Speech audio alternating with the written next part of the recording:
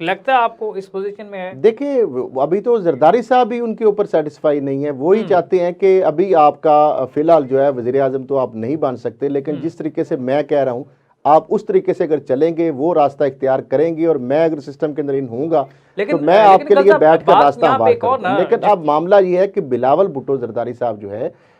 वो अभी इस पोजीशन में नहीं है। और दूसरी एक और बात यह है कि बिलावल भुट्टो जरदारी जो डिसीजन मेकिंग की पावर है वो जब तक जरदारी साहब जिंदा है वो उनके पास है। और उन्होंने साथ बिलावल भुट्टो जरदारी के, आपको पता है आसफा भुट्टो जरदारी को भी जो है मैदान के अंदर उतारा, इसलिए कि अगर बिलावल भुट्टो जरदारी एक हद से आगे रेड लाइन जब क्रॉस करेंगे तो फिर वो आसफा को ही जो है आगे। सवाल यहाँ पे एक और है, ऐवान सदर में भी आप बात कर रहे हैं कि आसिफ अली जरदारी को एक्सेप्ट नहीं किया जा रहा, बिलावल को भी एक्सेप्ट नहीं कर रहे, तो ऐवान सदर में लगता है कि आसिफ अली जरदारी घुस पाएंगे, पहुंच जाएंगे?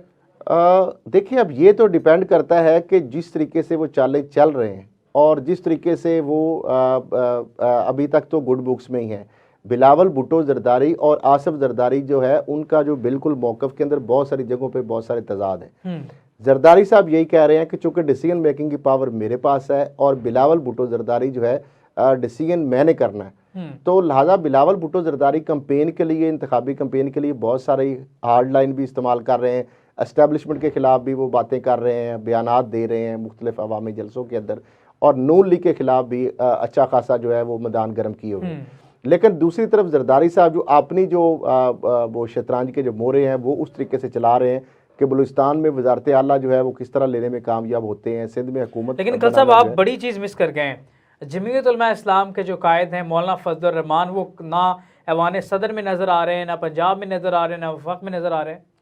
और देखिए वो तो उनकी सूरत हाल तो ये हो रही कि न तीनों में न तेरों में। वो मसला ये है कि बेगानी शादी में अब्दुल्ला दीवाना वाला हिसाब है। देखिए उनके साथ जब उन्होंने लॉन्ग मार्च भी निकाला तो उनके साथ हाथ हुआ, उस वक्त भी उनको ईवान सदर के हवाले से लॉलीपॉप दिया गया, लेकिन उसके बाद किसी ने भी उनको उस तरह कमिट नहीं किया। फिर उसके बाद जो उनको बुलाने वाले थे बाद में उन्होंने कहा जी मिस कॉल थी और नंबर ही नहीं पता चल रहा था किधर से कॉल आई थी, और वो सारे लोग मुकर गए। तो मामला ये है कि मौलाना साहब इस सारे मैदान के अंदर कहीं नजर नहीं